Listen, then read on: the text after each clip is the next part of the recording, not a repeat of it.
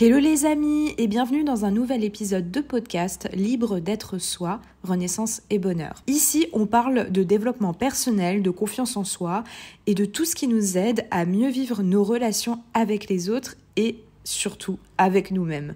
Aujourd'hui, on va aborder un sujet qui, je suis sûre, va vous parler, surtout que je vous avais posé la question sur Instagram, à savoir, est-ce que vous souhaiteriez que je fasse un épisode de podcast à ce sujet? Et vous m'avez répondu unanimement que oui. Donc, on va parler aujourd'hui du sujet d'être trop gentil. Je suis sûre que ça t'est déjà arrivé, ça nous est tous déjà arrivé au moins une fois dans sa vie, de dire oui à quelqu'un alors qu'au fond de nous, on pensait très fortement non. Est-ce que tu t'es déjà senti utilisé, justement, épuisé et incompris parce que tu fais passer les autres avant toi? Alors si tu t'es dit oui dans ta tête, justement, ou si tu as hoché la tête sans même t'en rendre compte, je peux te dire que vraiment cet épisode de podcast est fait pour toi parce que aujourd'hui, on va voir 3 axes principaux dans cet épisode de podcast. Donc le premier, ça va être les raisons pour lesquelles on est trop gentil, ensuite les risques que ça représente, et pour terminer, on verra comment remédier à ce surplus de gentillesse sans devenir une mauvaise personne. Et spoiler alerte, dire non ne fait pas de toi quelqu'un de méchant. Allez, c'est parti. Pour commencer, pourquoi sommes-nous trop gentils? Eh bien, le matin, quand on se lève, c'est ça qui est assez étonnant quand même. On se dit pas, aujourd'hui, je vais laisser tout le monde me marcher sur les pieds. Non, c'est bien plus complexe que ça. Bien évidemment que quand on dit oui à quelqu'un alors qu'au fond de nous, on pensait non, c'est juste que on n'arrive pas à imposer ses limites. Et il y a des raisons qui expliquent ce comportement. La première, c'est l'éducation. Il y a beaucoup de personnes autour de nous, que ce soit nos parents, les personnes qui nous ont élevés, notre famille. Enfin, sans nous en rendre compte, ils ont pu contribuer à ce phénomène, au fait que l'on soit trop gentil avec les autres. On a pu entendre, par exemple, des phrases telles que « sois gentil », partage, ne crée pas de conflit, tu ne devrais pas garder ce jouet uniquement pour toi, etc., etc. Et donc, on a vite compris que pour être accepté, aimé et reconnu, il fallait être gentil. Ensuite, il y a aussi la peur du rejet. Donc, dire non, c'est prendre le risque de décevoir, de se faire critiquer. Ou pire encore, effectivement, c'est d'être rejeté par son entourage. Du coup, on évite les conflits. Et on dit oui pour préserver sa paix parce que, comme je vous l'explique assez souvent dans mes épisodes de podcast, il y a la pyramide de Maslow qui est une pyramide divisée en 5 axes. Et le 3e axe que j'aime principalement mettre en avant dans mes épisodes de podcast parce que ça concerne le sujet des relations, c'est que le 3e axe qu'il faudrait respecter dans la pyramide de Maslow, justement, c'est le fait de se sentir appartenir à un groupe. En fait, il y a 5 axes dans la pyramide de Maslow et il faut d'abord respecter le premier axe qui est de satisfaire les besoins physiologiques, à savoir manger, dormir, bouger, ne pas avoir froid par exemple. Ensuite, le 2e, c'est le besoin de sécurité. Et le 3e, c'est, donc comme je le disais, le fait de se sentir appartenir à un groupe. Le 4e axe, c'est l'estime de soi, le fait de se sentir en confiance dans la vie. Et le 5e, c'est l'accomplissement, le bonheur absolu, le sentiment d'épanouissement. Et donc ici, ce qui nous intéresse justement, c'est le 3e axe, à savoir le fait de se sentir accepté dans un groupe. L'humain, même s'il est introverti, pour reprendre la définition du mot introverti, pour ceux qui ont du mal à faire la distinction entre extraversion et introverti. Extraversion, on fait souvent l'amalgame, c'est-à-dire que être extraverti, c'est pas forcément être quelqu'un de bout en train, en mode oui, coucou, je suis là, j'existe, et quelqu'un qui va s'exprimer haut et fort, et vraiment qui va vouloir être le centre de l'attention, par exemple, dans un groupe. On associe très souvent ce type de comportement à quelqu'un d'extraverti. Alors, la plupart du temps, effectivement, les personnes qui sont comme ça peuvent être extraverties, mais en fait, être extraverti, plus précisément, on va dire, c'est quelqu'un qui a besoin de recharger ses batteries en étant au contact des autres. Donc lui, il va se sentir mieux en échangeant avec les autres, en ayant des discussions, des débats. C'est vraiment ce qui va recharger ses batteries et ce qui va lui permettre d'avoir plus d'énergie. Tandis qu'une personne introvertie, ce qui va lui permettre de se sentir mieux et de recharger ses batteries, de nourrir son énergie, ça va être le fait de passer plus de temps seule. Une personne introvertie, quand elle passe par exemple 3-4 heures, voire 5 heures avec plusieurs personnes, elle va avoir besoin de 10 heures derrière en étant seule pour recharger ses batteries. En fait, alors que l'extraverti, par exemple, s'il se retrouve 4 à 5 heures seul, lui, il va avoir besoin de 10 heures à passer avec d'autres personnes, d'être en interaction avec d'autres personnes pour recharger ses batteries. Et donc, pourquoi j'explique la différence entre extraverti et introverti, c'est important à comprendre parce que pour moi, même quand une personne est introvertie, c'est-à-dire qu'elle a besoin de passer beaucoup de temps seule pour recharger ses batteries, elle va avoir quand même besoin de passer du temps avec les autres pour se sentir bien, pour nourrir ses ressources internes. Le fait d'être en interaction avec les autres et de se sentir appartenir à un groupe, c'est vraiment quelque chose qui est propre à l'humain. Tous les humains, sans exception, sont comme ça. Donc, même si tu es, par exemple, toi, introverti, tu vas quand même avoir ce besoin de contact social. Et donc, c'est pour ça qu'on a cette peur du rejet qui prend énormément de place parce que même en tant qu'introverti, on va avoir besoin d'être au contact des autres. Et donc, pourquoi on est trop gentil ?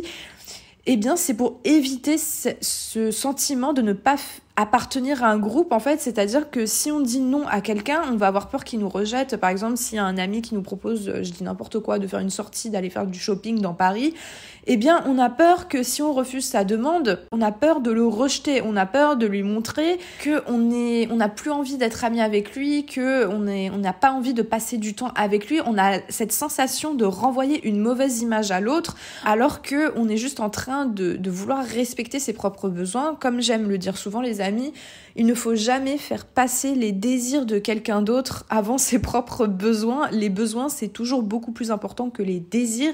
Les désirs, c'est facultatif, tandis que les besoins, si on ne les respecte pas, on va se sentir mal.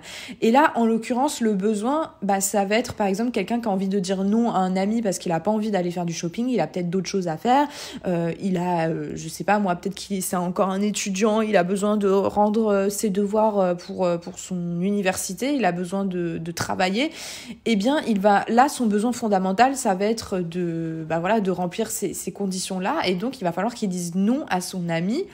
Mais s'il a peur du rejet, s'il a peur d'avoir cette sensation de rejeter son ami, il va lui dire oui, mais le problème c'est que là, il ne se respecte pas. La personne ne se respecte pas en disant oui à l'autre personne par peur du rejet. Et c'est pour ça que pour éviter d'être trop gentil, il faut absolument travailler sur cette peur du rejet. Vraiment, je pense que je pourrais faire un épisode de podcast entier sur ce sujet, tellement que c'est long et complexe. Donc n'hésitez pas à me le demander si ça vous intéresse. Et si jamais j'ai fait un épisode sur ce sujet, évidemment, je vous rajouterai le lien de cet épisode dans la description de ce podcast ou de cette vidéo YouTube. Donc voilà, c'est vraiment très très très important, les amis, de travailler sur sa peur du rejet. Et enfin, il y a aussi le syndrome du sauveur, c'est-à-dire qu'on veut aider tout le monde, on se sent responsable du bonheur des autres.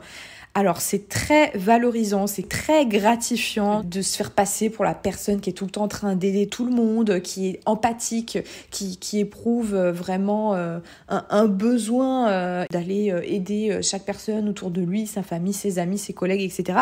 Mais au final, à quel prix ? Parce que au final, à vouloir aider tout le monde, on s'épuise et on finit par se négliger. Et encore une fois, on finit par ne pas du tout respecter ses propres besoins. Donc être dans le syndrome du sauveur, il ne faut pas non plus tomber dans ce piège parce que sinon on se retrouve à être dans le triangle de Karpman. Donc le triangle de Karpman, en fait, si vous pouvez vous visualiser dans votre tête, donc il y a un coin du triangle qui représente le sauveur, un coin qui représente le persécuteur et un coin qui représente le bourreau. Et donc pour qu'il y ait un triangle de Karpman qui existe, il faut toujours qu'il y ait minimum 2 personnes. Il peut y avoir un triangle de Karpman avec 3 personnes, mais ça va être toujours à partir de 2 personnes qu'il y a ce jeu psychologique et de manipulation qui se construit. Et donc pourquoi je parle justement du syndrome du sauveur, et en fait c'est très représentatif dans ce triangle de Karpman parce que à la fois il y a ce besoin par exemple d'aider l'autre. Alors qu'est-ce que je pourrais dire comme exemple ? Imaginez par exemple que vous avez un ami qui n'a pas le permis alors que vous l'avez. Il se rend à la gare et il vient de rater son bus et c'était le dernier bus pour qu'il puisse rentrer chez lui. Il va vous envoyer un message ou il va vous appeler pour vous demander de le ramener chez lui en voiture. Sauf que on peut aider son ami une fois, on peut l'aider 2 fois. Et encore, à un moment donné, il faut pas non plus prendre les gens pour des idiots. Après, si c'est pas quelque chose forcément vraiment qui vous dérange, j'ai envie de dire quand bien vous fasse, enfin tant mieux. Mais en fait, moi, ce qui me pose problème là-dedans, c'est quand vous, au fond de vous, vous n'avez pas forcément envie de faire cela parce que vous avez d'autres choses, vous avez d'autres priorités à régler, et que votre ami vous demande continuellement que vous lui rendez ce service.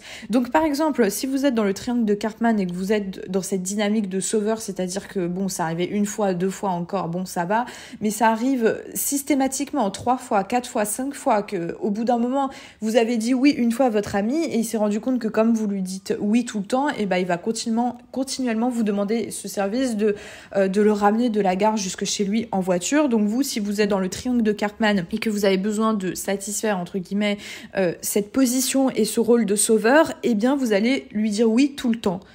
Vous ne pouvez pas vous empêcher d'aider, en fait. C'est ça quand on se retrouve dans le rôle du sauveur.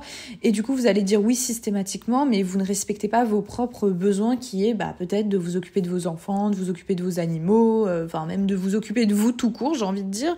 Alors que la personne qui est en face, elle se met justement dans cette position de victime de j'ai pas de permis, j'ai plus de bus, je peux pas rentrer chez moi, j'ai pas d'autre solution pour rentrer chez moi, donc qu'est-ce que je fais ? Tu es la seule personne en fait qui va pouvoir me sauver, quoi. En fait, c'est exactement ça. Donc la personne en face, elle se met vraiment dans un rôle de victime, elle s'apitoie, elle se plaint, je dois marcher pendant 1 heure dans le froid, sous la neige, ou sous la pluie, donc tu comprends, c'est compliqué, en plus j'ai pas des chaussures adaptées pour marcher dans la pluie ou dans la neige, donc s'il te plaît, viens me chercher en voiture parce que sinon je peux pas faire autrement, j'ai pas d'argent, je peux pas prendre de Uber, donc c'est compliqué pour moi, viens me sauver, s'il te plaît, viens me chercher en voiture. Donc clairement là, par exemple, la personne, elle se met dans une position de victime. Donc là, c'est le triangle de Karpman s'il y avait uniquement 2 personnes, et s'il y avait eu une 3e personne dans ce cas de figure, par exemple, bien évidemment, eh bien c'est une personne qui va prendre le rôle de bourreau. Donc le bourreau, lui, contrairement au sauveur ou à la victime, lui, ce qu'il va faire, c'est que il va critiquer, il va ironiser, il va dévaloriser. Donc admettons peut-être que je dis n'importe quoi, vous êtes une femme et vous avez besoin d'aider votre copine, justement, pour reprendre cet exemple d'aider la personne à rentrer chez elle, à la ramener en voiture. Eh bien, vous êtes une femme et vous avez par exemple votre copain qui se situe dans le siège, dans le siège passager à côté de vous, pendant que vous êtes en train de conduire, et lui il va vous faire des réflexions du style mais je comprends pas, cette fille, elle est tout le temps en train c'est pas vraiment une amie parce que elle te calcule que quand elle a besoin de toi, sinon elle prend jamais tes nouvelles, c'est pas quelqu'un de bien, et là il va se mettre à la dénigrer, à la critiquer, à dire des choses pas forcément sympathiques sur cette fille, et là il prend le rôle de bourreau sans forcément s'en rendre compte, parce que là il est en train de dénigrer, de dévaloriser cette fille qui n'a rien demandé, même si oui, bon, on l'admet qu'elle abuse un petit peu dans ce cas de configuration, je vous l'admets, mais aussi c'est celui qui s'est mis dans le rôle du sauveur qui doit prendre aussi ses responsabilités à dire non. C'est lui qui doit prendre ses responsabilités à imposer ses limites. En fait, vraiment, ce qu'il faudrait que tu te demandes, c'est pourquoi tu es trop gentil, pourquoi tu dis oui tout le temps à tout le monde de façon répétitive, que ce soit à tes amis, à ta famille, pourquoi tu prends toujours ce rôle de sauveur. Qu'est-ce que ça t'apporte en fait de te mettre dans cette position? La plupart du temps, c'est parce que, comme je le disais avant, c'est pour pas avoir ce sentiment de rejet, de se sentir rejeté par les autres. On a aussi la sensation, en étant trop gentil, qu'on va être accepté par les autres, qu'on va être plus apprécié, alors qu'au final, là, c'est toi que tu es en train de dénigrer, c'est toi que tu es en train de ne pas respecter, et clairement, c'est limite, j'ai envie de dire, c'est toi que tu rejettes complètement. C'est toi que tu es en train de rejeter au final, quand tu as l'impression que, en disant oui à tout le monde, tu ne rejettes pas les autres. Mais tu te rejettes toi-même, en fait. C'est ça qu'il faut vraiment bien comprendre, les amis. En plus, vous allez, à force de dire non aux autres, ils vont finir par ne plus vous demander de service aussi, parce qu'ils vont se rendre compte que vous dites pas amen à tout.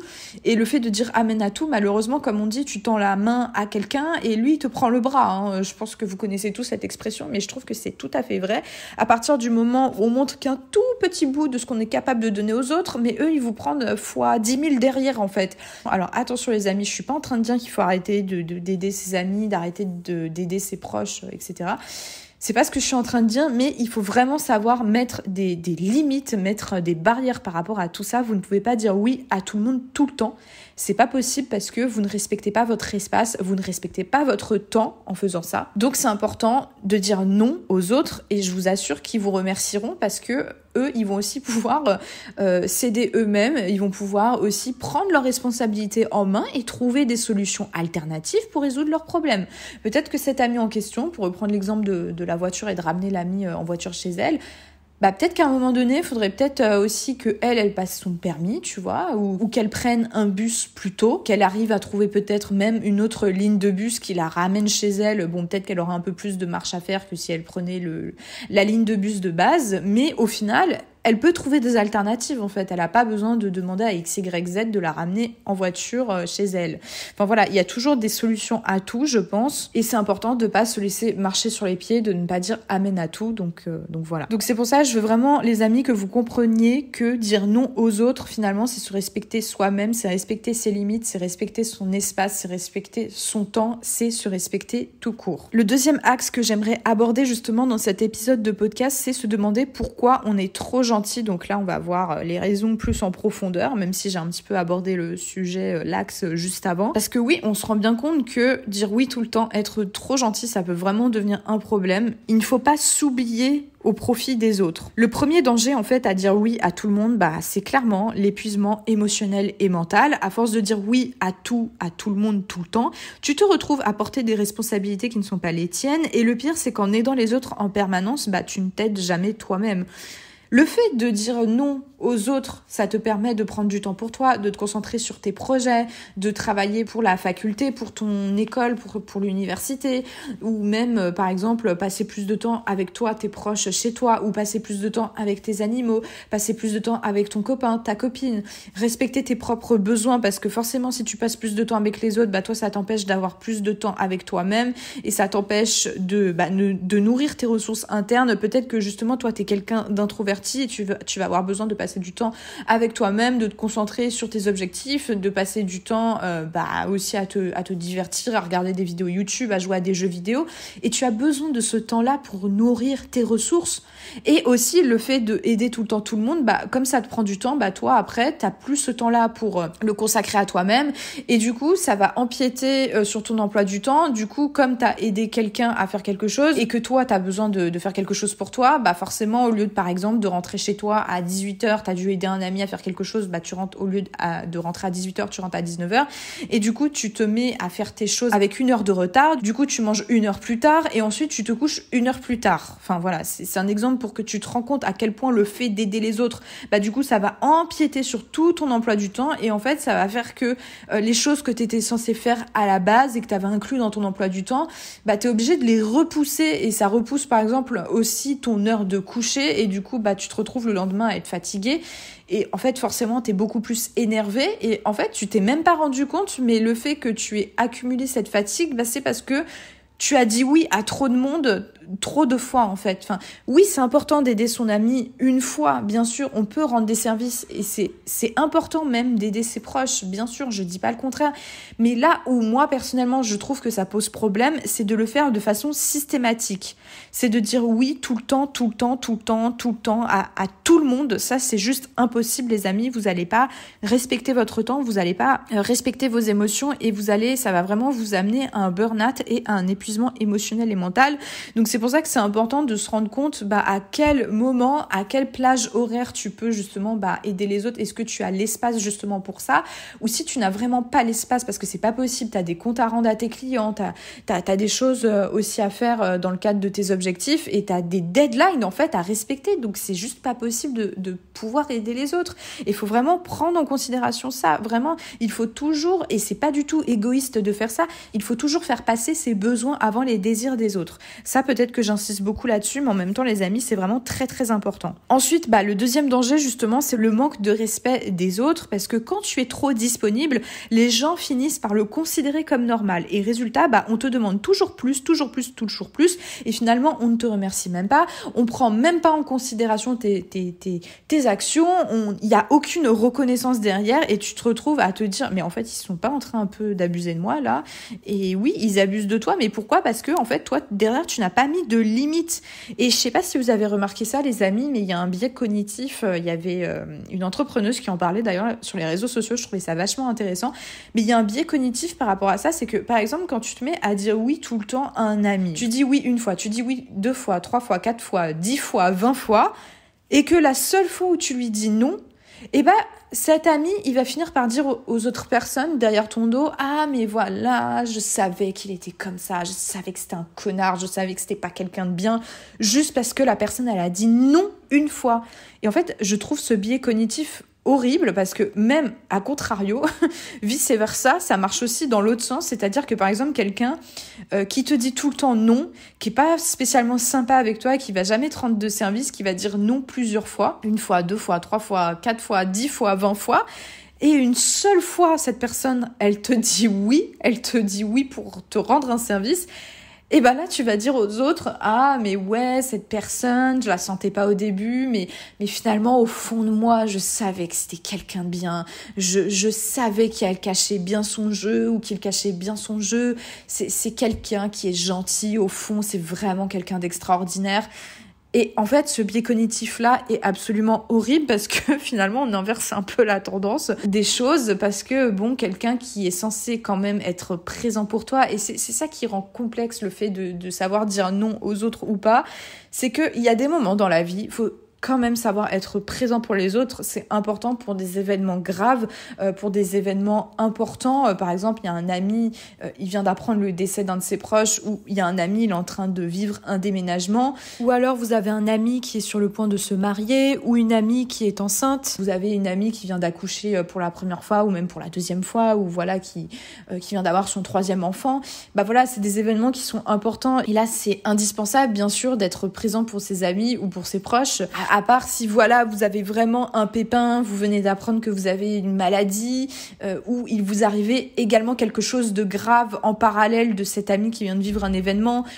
Là, ça peut faire exception à la règle, j'ai envie de dire, mais c'est pour ça que c'est très complexe. Et en fait, j'ai envie de dire, savoir dire non et savoir imposer ses limites, il faut savoir le faire, mais ça va vraiment dépendre du contexte et de la situation en question. C'est pour ça que c'est très complexe. Ça va vraiment changer d'une situation à une autre et aussi du rapport que vous entretenez avec la personne en question. Le 3e danger par rapport au fait de dire oui tout le temps, ça va être le ressentiment. Alors, je m'explique. Par exemple, tu donnes souvent à quelqu'un, tu donnes, et au bout d'un moment, tu craques parce que tu te dis, avec tout ce que j'ai fait pour elle ou pour lui, il pourrait au moins me rendre l'appareil, mais mauvaise nouvelle, les gens ne devinent pas tes attentes. Et résultat, ça amène frustration, colère et parfois de la déception et parfois même des ruptures dans la relation. Et ça, les amis, moi, ce que j'aimerais dire par rapport à ça, parce que ça m'est quand même souvent arrivé. Alors, des personnes, par exemple, qui me ghostent parce que souvent, je pense qu'il y a quelque chose que dans leurs attentes, je n'ai pas satisfait. Mais en fait, moi, ce qui m'agace derrière le ghosting, c'est que la personne en face, elle va pas forcément me dire ce qui la dérange dans mes comportements. Et ça, les amis, c'est vraiment niette. C'est vraiment pas quelque chose à faire. Je suis désolée, mais pour moi, dans une relation, pour qu'elle continue à être saine et durable,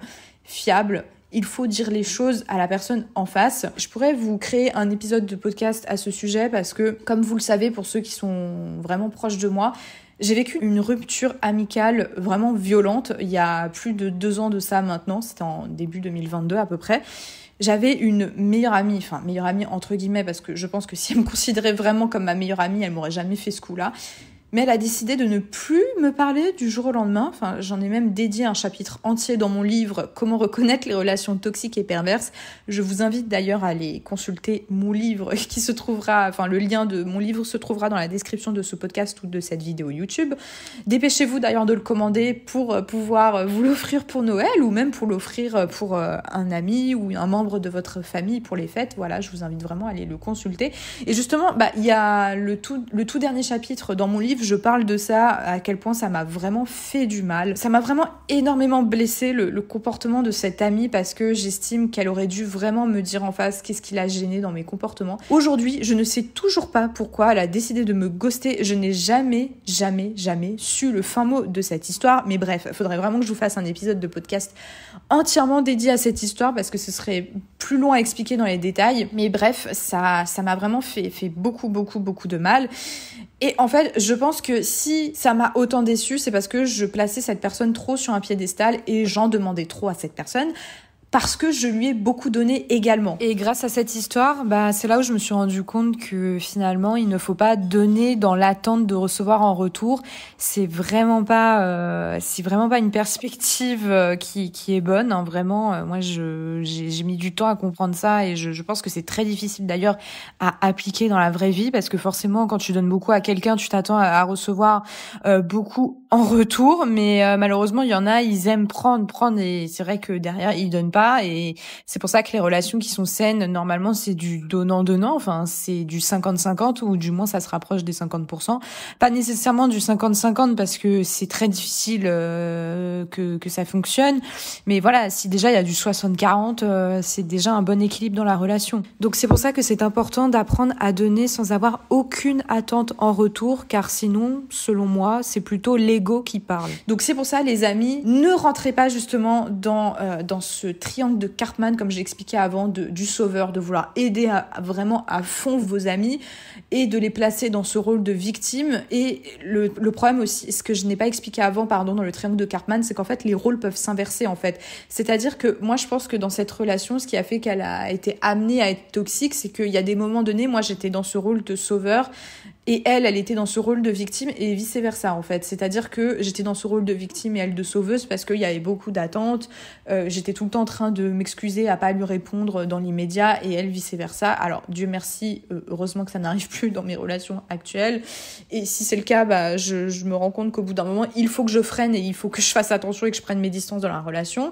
À force d'avoir vécu beaucoup de triangles de Cartman dans mes relations, et je fais vraiment très très attention à ça et je veux surtout pas tomber dans ce piège du triangle de Cartman. Vraiment, c'est très important parce que ce triangle de Cartman, justement, ça, c'est ce qui mène à des relations. Enfin, c'est le triangle de Cartman même qui représente les relations toxiques.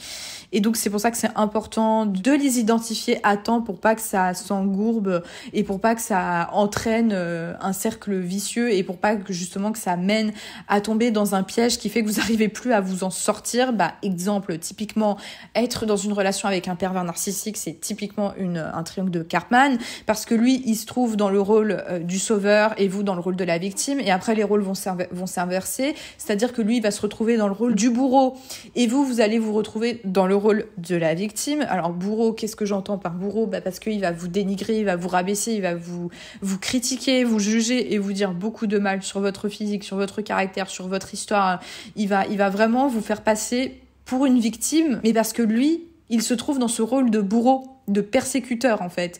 Il est en train de vous dénigrer et donc le fait de se retrouver ensuite dans cette emprise, c'est très difficile d'en sortir. Alors les gens ils sont là en mode ouais mais pourquoi tu l'as pas quitté ? Enfin ça c'est typiquement une phrase de personne qui n'a jamais vécu de relation avec un pervers narcissique ou de relation d'emprise, parce que si c'était si facile que ça, je peux vous dire que toutes les femmes ou tous les hommes qui se retrouvent avec un pervers narcissique ou une perverse narcissique dans leur relation amoureuse seraient partis depuis bien longtemps. Les amis, ce sont des jeux psychologiques et c'est beaucoup plus complexe que ça. C'est pas pour rien qu'on parle de relation d'emprise. C'est parce que la personne, elle vous maintient dans ses griffes. Elle a une emprise psychologique sur vous et c'est très délicat de se sortir de cette emprise. Et pourquoi c'est délicat de se sortir de cette emprise ? Parce que si on quitte la personne, il y a un danger de mort. Ça va jusque-là. Hein. Moi, je me suis retrouvée dans une relation amoureuse où si je quittais la personne, elle allait tuer ma famille, elle allait me tuer. Enfin, c'était vraiment très délicat. Alors, j'ai réussi à trouver le courage pour me sortir de cette situation et je pense que le fait que je ne vivais pas vraiment avec cet homme, je pense que ça m'a vraiment beaucoup aidée et c'est aussi pour ça que j'ai réussi à m'extirper de cette relation.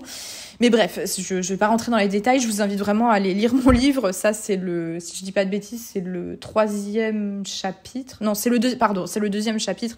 Le 2e chapitre où je parle de Nicolas. Alors bien sûr, j'ai modifié tous les prénoms dans mon livre. Et là, dans mon livre, il s'agit du chapitre sur Nicolas. Enfin voilà, complètement un fou furieux qui me faisait des menaces de mort pour pas que je le quitte et qui me faisait comprendre que j'allais très lourdement le regretter si j'allais le quitter. Mais en fait, les amis, il faut vraiment comprendre que c'est pour ça que les femmes ou les hommes qui sont dans des relations d'emprise ne quittent pas leur partenaire, parce qu'il y a un vrai danger de mort. C'est soit elles restent dans leur situation, elles restent dans le couple, elles restent en relation avec cet individu. Enfin, je dis elles, mais ça peut très bien être aussi un homme qui se retrouve dans une relation avec avec une perverse narcissique. Il faut pas non plus oublier ces hommes-là.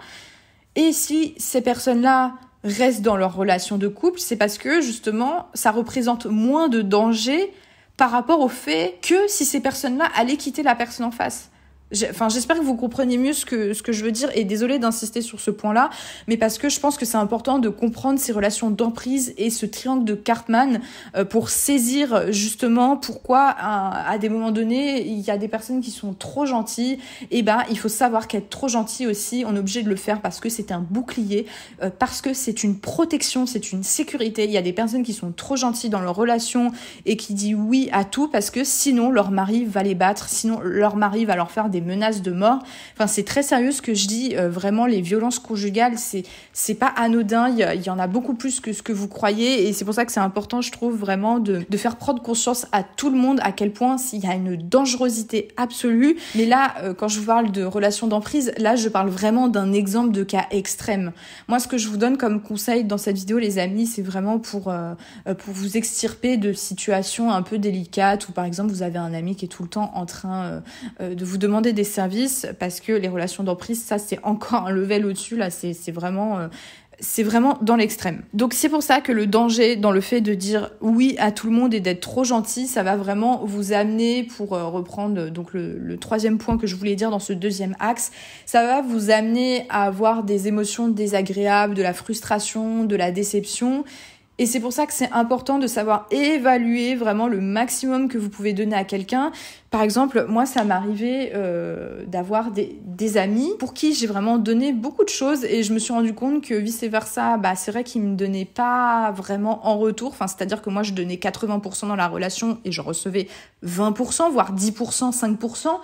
Donc là, les amis, il y a un problème. La relation est clairement déséquilibrée, et là, vous devez mettre les holà et clairement dire stop. Et c'est pour ça qu'à un moment donné, moi, je prends des distances avec ce type de personnes, et je m'en porte pas plus mal, parce que les amis, il faut vraiment comprendre que les relations deviennent toxiques parce que il y a un déséquilibre dans la balance. C'est-à-dire que vous donnez trop et la personne en face en donne vraiment peu ou pas assez. Et à contrario, vous donnez pas assez, c'est-à-dire que vous prenez beaucoup dans la relation. La personne vous donne beaucoup de son temps, de son espace. Elle vous écoute beaucoup. Et quand vous allez pas bien, elle vous rend des services. Elle vous aide pour diverses choses. Sauf que vous, en échange, vous ne lui apportez rien. Et là, c'est clairement pas possible. Enfin, la relation ne peut pas continuer dans le temps parce qu'il y a clairement un déséquilibre.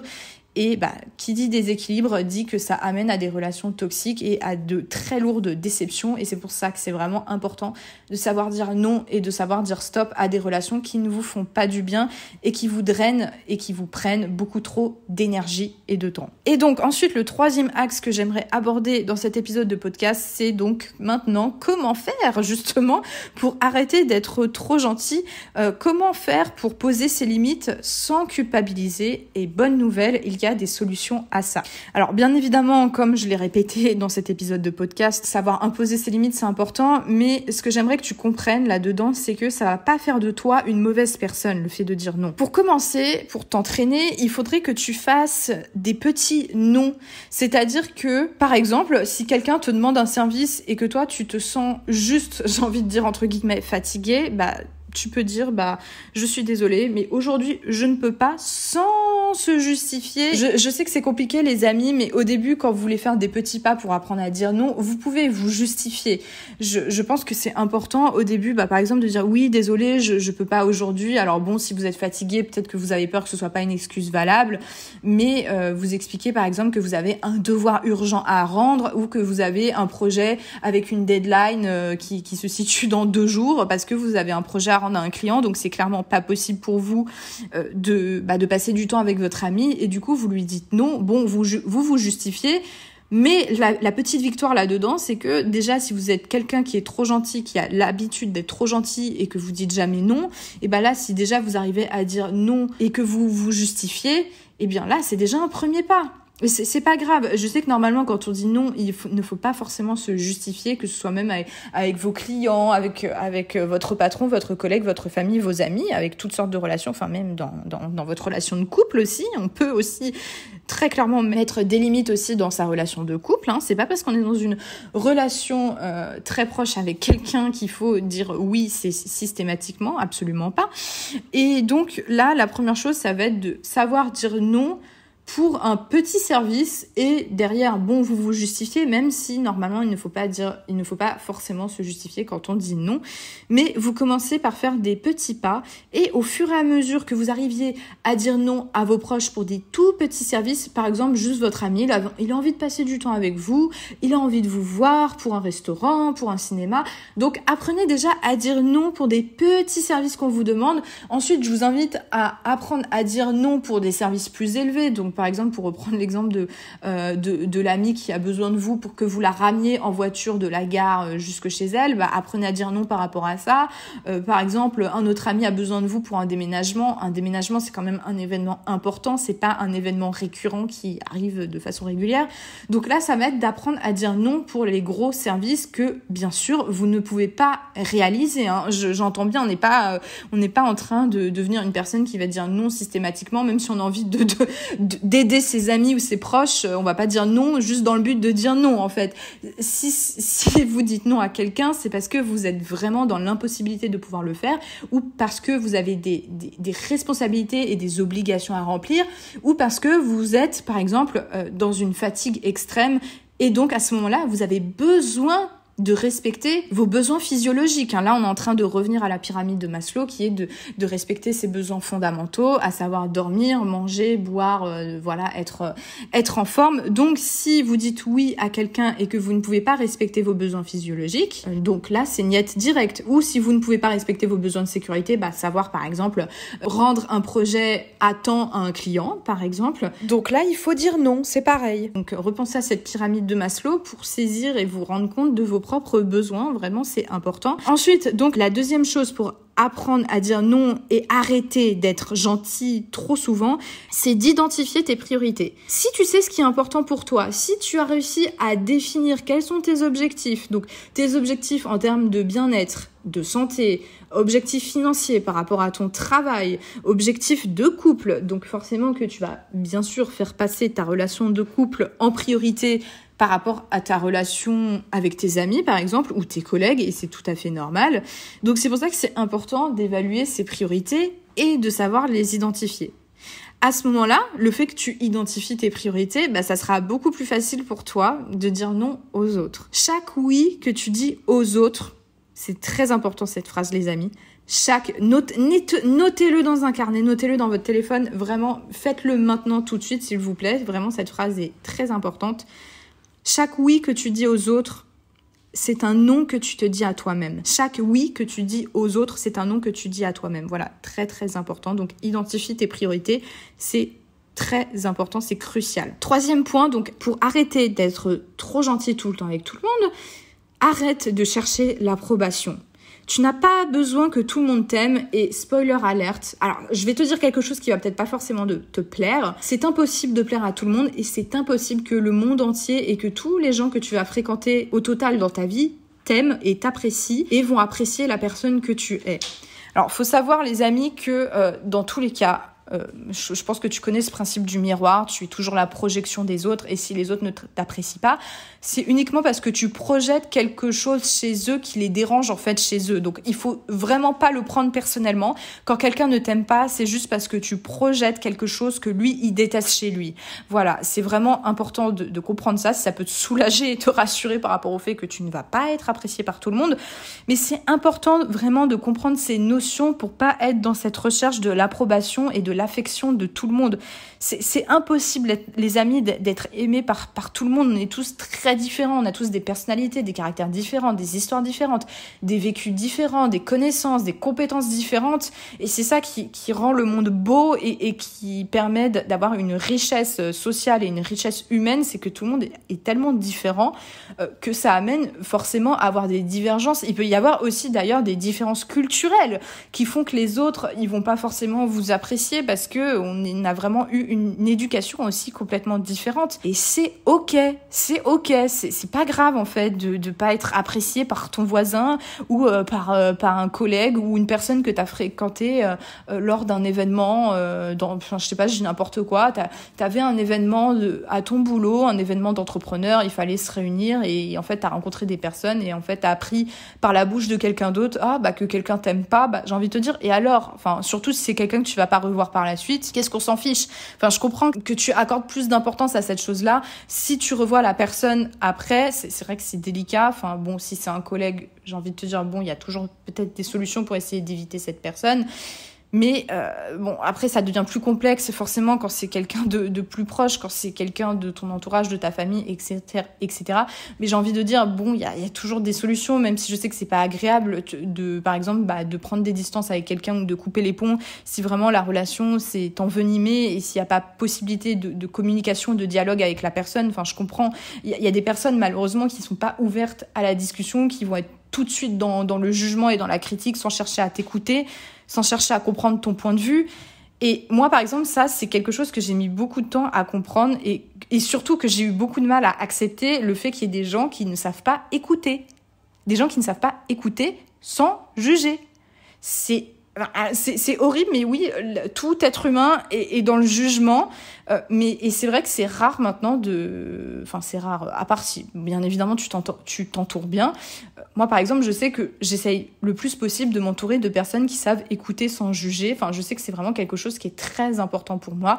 L'empathie, c'est une valeur vraiment sur laquelle j'accorde vraiment beaucoup d'importance et de priorité dans mes relations, parce que c'est quelque chose qui est vraiment crucial pour moi. Et pour moi, s'il n'y a pas d'écoute et d'empathie dans les relations, on peut pas partir sur des bases saines, en fait. Enfin bon, après voilà, ça c'est mon point de vue, et je sais que la valeur de l'empathie, c'est peut-être pas forcément que tout le monde partage, mais moi je sais que ça fait partie de mes valeurs fondamentales. Et donc, c'est important de pouvoir les respecter pour moi-même, donc c'est-à-dire avoir de l'empathie pour moi-même, mais également que les autres ont de l'empathie pour moi-même et que moi, j'ai également de l'empathie pour les autres. Voilà, c'est très important. Donc, le fait d'arrêter de chercher l'approbation, ça va te permettre de te concentrer sur le respect que tu as envers toi-même et d'arrêter d'être tout le temps dans cette concentration de l'opinion de l'autre. On s'en fout de ce que les autres pensent de toi. Moi, j'ai développé d'ailleurs des mécanismes pour m'en foutre totalement du regard et de l'opinion des autres. D'ailleurs, j'ai fait un épisode de podcast à ce sujet, comment apprendre à s'en foutre du regard des autres. Enfin, je l'ai dit de façon plus polie, mais bref, comment arrêter d'accorder trop d'importance au regard de l'autre, à son opinion sur vous. Je vous invite vraiment à aller l'écouter parce que ça va très bien compléter avec cet épisode de podcast. Ensuite, le 4e point pour apprendre à dire non aux autres et apprendre à arrêter d'être trop gentil, ça va être bien sûr de travailler ton estime de toi. Forcément, quand tu as confiance en toi, quand tu as confiance en tes capacités, en ce que tu es capable de faire, tu n'as plus peur de déplaire et tu n'as plus peur de te sentir rejeté par les autres et de ne pas te sentir aimé, en fait. Donc vraiment, il faut que tu prennes le temps de t'encourager, de te valoriser et de reconnaître ta valeur. Et ça, travailler l'estime de soi, je t'invite à continuer d'être connecté sur Instagram, sur mon podcast, etc. Parce que là, justement, à ce propos, je suis en train de préparer, de créer un programme de fou pour apprendre justement, surtout aux hypersensibles, aux introvertis, à gagner confiance en eux, à gagner estime en eux, suite à des relations toxiques, suite à une rupture amoureuse. Et je sais que c'est pas facile de se reconstruire suite à des échecs relationnels. Et c'est pour ça que j'ai à cœur vraiment de vous préparer cet accompagnement et cette formation. Donc c'est pour ça, vraiment, reste connecté. Quand tu sais ce que tu vaux, quand tu as confiance en toi, quand tu sais ce que tu es capable de faire, plus rien ne peut t'arrêter et l'opinion des autres t'importe peu. Ensuite, le 5e conseil que je pourrais te donner pour arrêter d'être trop gentil et apprendre à dire non, c'est de pratiquer l'autocompassion. Il est normal, les amis, de faire des erreurs, et si au début tu dis non maladroitement ou que tu te sens coupable, c'est normal. Si tu culpabilises parce que tu as dit non à quelqu'un, c'est normal parce que tu n'as pas l'habitude de dire non et d'imposer tes limites. Donc, il va falloir apprendre justement à dire non sans culpabilité, mais ça, on va l'apprendre justement dans mon programme Renaissance intérieure. Et je t'invite d'ailleurs à t'inscrire à la liste email. Si tu veux, d'ailleurs, j'ai créé un journaling pour t'apprendre à faire le point sur ta vie, à faire de l'introspection. Justement, c'est très important. J'ai préparé un journaling qui dure 31 jours. Je t'invite à aller le télécharger. Donc, ça va également te permettre à la fois de recueillir ce journaling, ce journal intime, et en même temps d'être tenu au courant de l'avancée de ma formation Renaissance intérieure pour t'apprendre à gagner confiance en toi et ne plus avoir de relations toxiques. Donc apprends à pratiquer l'autocompassion, à ne pas te juger, à dire non sans culpabiliser, et tu vas voir qu'à force de dire non aux autres, le sentiment de culpabilité va disparaître petit à petit. Avec le temps, tu vas voir que le monde ne va pas s'effondrer si tu refuses une demande. Donc c'est pour ça, vraiment, quand tu reçois une demande, respire, réfléchis, demande-toi si le fait que tu dises oui à quelqu'un, ça va te permettre d'être gagnant-gagnant dans la relation. Pour moi, j'estime qu'une relation, pour qu'elle soit saine, ça doit être du gagnant-gagnant. Si ça ne te fait pas plaisir de ramener ton ami et que ça t'embête parce que t'es trop fatigué, t'as eu une semaine de boulot vraiment intense, t'es épuisé, à ce moment-là, tu sais que par rapport à tes propres besoins, il va falloir que tu dises non. Alors que, à contrario, si ça te fait plaisir de rendre ce service à ton ami, en plus, ça te permet de faire une pierre deux coups parce que ça te permet de voir ton ami. Tu l'as pas vu depuis longtemps, donc le fait de la ramener de la gare jusque chez elle en voiture, ça te permet de la voir, de discuter avec elle, de passer un bon moment. Et à ce moment-là, c'est OK. Là, on est dans une relation de gagnant-gagnant. C'est-à-dire qu'à la fois, tu aides ton amie, donc c'est gagnant pour elle, c'est un avantage pour elle, et en même temps, c'est avantageux pour toi parce que tu passes du temps avec ton amie, tu vas pouvoir discuter avec elle et prendre de ses nouvelles. Donc à ce moment-là, c'est OK de dire oui à ton amie si ça n'entrave pas à tes obligations et tes responsabilités, et si toi, personnellement, et au niveau de tes besoins, ça ne te pose pas problème. Donc, petit exercice pratique suite à cet épisode de podcast, je veux vraiment que la prochaine fois, au lieu de dire oui tout de suite et être trop gentil, tu dis simplement à cette personne, à ton ami par exemple, qui te demande un service, qui te pose une demande, tu lui dis « je vais réfléchir » et je te donne une réponse plus tard. Ou du moins, tu appropries, tu changes la phrase en fonction du contexte, bien sûr. Ou sinon, tu ne lui réponds pas et tu prends le temps de lui répondre, sans la ghoster, bien sûr.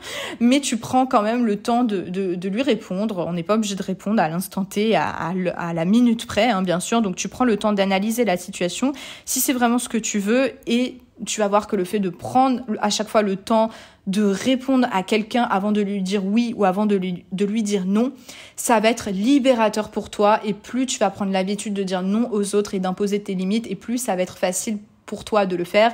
Donc c'est pour ça que c'est important au début de faire la méthode des petits pas et de commencer par des toutes petites demandes qu'on te fait et d'apprendre à dire non par rapport à ces demandes. Et comme je le disais avant, d'y aller crescendo. Plus on te fait des grosses demandes et plus il faut que tu apprennes à dire non à ces grosses demandes. Donc voilà les amis, j'espère que cet épisode de podcast vous aura plu. Désolée encore une fois pour la longueur, mais j'essaye à chaque épisode de podcast de vous apporter un maximum de valeur.